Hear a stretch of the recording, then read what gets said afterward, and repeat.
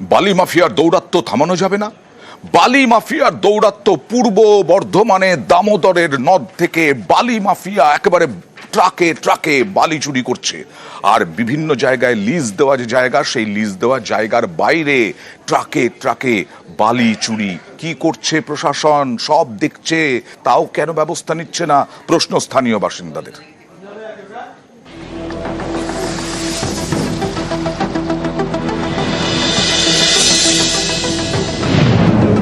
এটা খাস জমি, এই জমিতেই তৈরি হয়েছে বাড়ি।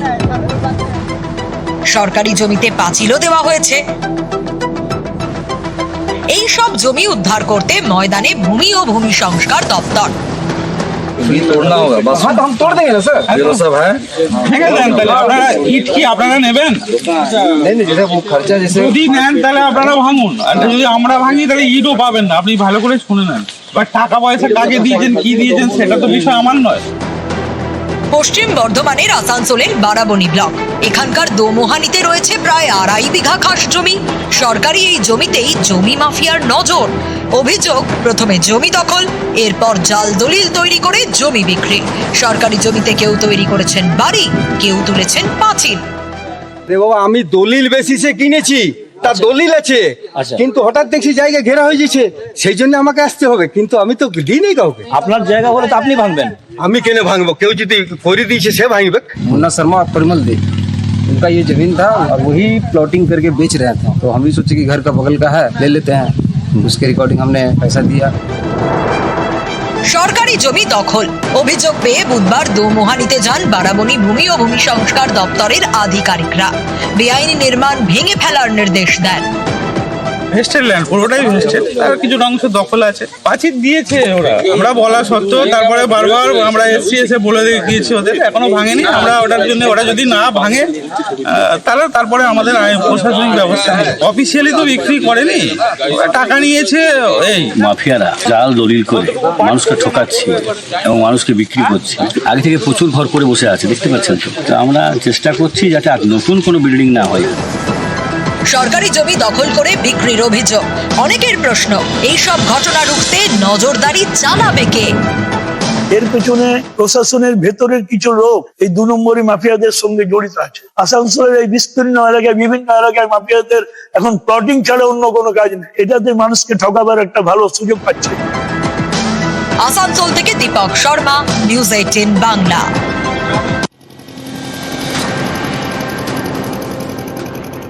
এটা দামোদর। পূর্ব বর্ধমানে দামোদরের বুক থেকে দেদার তোলা হচ্ছে বালি, সরকারি নিয়ম না মেনে, সম্পূর্ণ বেআইনি ভাবে। নৌকো করে বালি তোলা সম্পূর্ণ নিষিদ্ধ। নদীর বুক থেকে বালি তোলা নিষিদ্ধ, অথচ একেবারে শয়ে শয়ে নৌকা করে দামোদরের বুক থেকে সেই বালি তুলে পাচার করে দেওয়া হচ্ছে। চলছে দেদার বালি পাচার। আইনকে বুড়ো আঙুল দেখিয়ে প্রথমে নৌকায় বালি তোলা হয়, তারপরে সেই বালি লোড করা হয় ট্রাক্টর কিংবা লরিতে, তারপর রওনা। এভাবেই পাচার হয়ে যাচ্ছে বালি রোজ। নৌকোর মালিক থেকে লরির মালিক সবাই জানেন বেআইনি ভাবে কাজ হচ্ছে, তারাও বেআইনি কাজ করছেন, কিন্তু দায় নিতে রাজি নন। নিশ্চিত আমরা তো জানি না। আমাদের এখানে চালান ফালান দিয়ে সব ঠিক আছে বললো, দিয়ে বললো যে চালাক বোট চালাও, কোনো অসুবিধা নেই। পরের লোক বলেছে, তা আমার তো বোর্ড নয়, আমি এখানে লেবার, আমি কাজ করতে এসেছি, আমি জানি না কিছু। এক নৌকা বালি তুলতে খরচ 800 টাকা, শ্রমিকরা পান 600 টাকা, 200 টাকা পান নৌকোর মালিক। স্থানীয়দের দাবি, এক একটি ঘাটে 15-16টি নৌকো অবিরাম বালি তুলে চলেছে। নৌকো করে তো বালি তোলা নিষিদ্ধ। তা জানি না আমরা, সেটা আমরা আম লোক দেখি নিয়ে যাচ্ছে, এই যে এখানে চালান দিচ্ছে, দিয়ে নিয়ে যাচ্ছে, সব দেখি। দামোদরের বিভিন্ন ঘাট থেকে বালি তোলার ছাড়পত্র দেয় প্রশাসন, তবে অনেক বিধিনিষেধ আছে, কিন্তু সেসবের নিয়মের তোয়াক্কা না করেই দেদার বালি লুট। লিজ নেওয়া এলাকার বাইরে নৌকো করে বালি তুলে পাচার। রায়না, মেমারি, জামালপুর, গলসি, খণ্ডঘোষ, সর্বত্র চলছে বালি লুটের এই বেআইনি কারবার। এ নিয়েই সরব স্থানীয়রা। সাধারণ মানুষের এগুলো অসুবিধা হচ্ছে, যখন আমাদের এই লোকালে যেমন বাড়িটা পড়ছে প্রায় আপনার 5,000 টাকা কাছে দাম পড়ে যাচ্ছে। সরকারের দেখা দরকার। বর্তমানে সেই রকম খবর আমার কাছে নেই।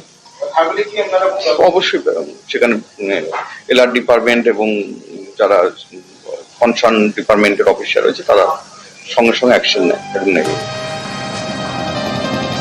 ক্যামেরায় সন্দীপ পালের সঙ্গে শরদিন্দু ঘোষ, নিউজ 18 বাংলা।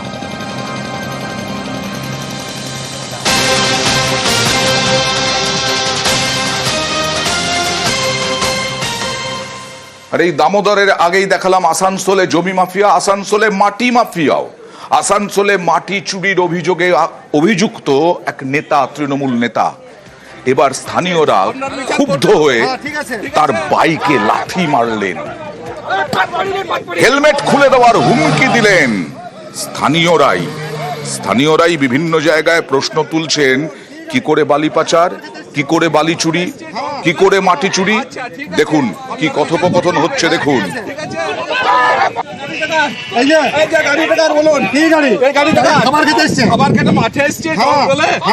আচ্ছা ঠিক আছে, আপনার বিচার করতে হবে।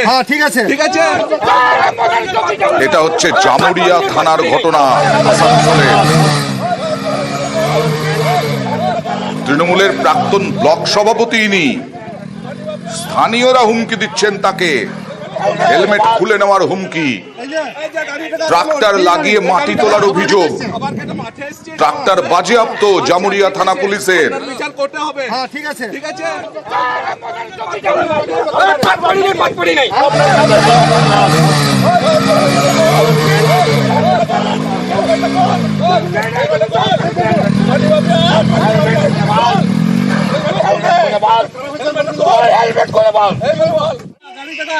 দীর্ঘদিন ধরে আমাদের কল্যাণ ঘোষ এখানে মাটি চুরি করছে, গাছগুলো চুরি করছে, নেওয়ার ফলে আমাদের জমিগুলোকে খারাপ করে দিচ্ছে, চাষযোগ্য জমি।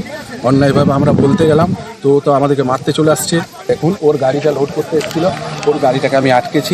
এইভাবে জঙ্গলের মধ্যে গাড়ি কোনোদিন খেতে আসে? তারপরে আমাদেরকে দলবল নিয়ে এসেছিল, পুলিশ দেখে দলবল নিয়ে এসে আস্তে আস্তে চলে গেল। মাটির গাছ কিছু ব্যবহার করি না আমি। আমার গাড়ি আছে, ভাটাতে মাটি চালায়, ইট চালায়। আর ভাটার মালিক কে কোথায় মাটি কাটছে আমার তো জানার দরকার নাই। আমার গাড়ি আমি সপ্তাহ ইট চালাই, মাটি চালাই, এই ইটা চালাই আর কাঁচা ইটা চালাই। তা আমাকে যেভাবে ওরা মারলো, উজ্জ্বল ঘোষ প্রধানের স্বামী আর অরবিন্দ ঘোষ, মানে আপনার উপর যে অভিযোগ উঠছে সেটা ভিত্তি নিয়ে গেলাম। আমি মাটি নিয়ে কি করবো, কি কোথায়? আপনার বিচার করতে হবে। তুমি এদিকেই যাবে, আমি ওখানে দাঁড়াবো।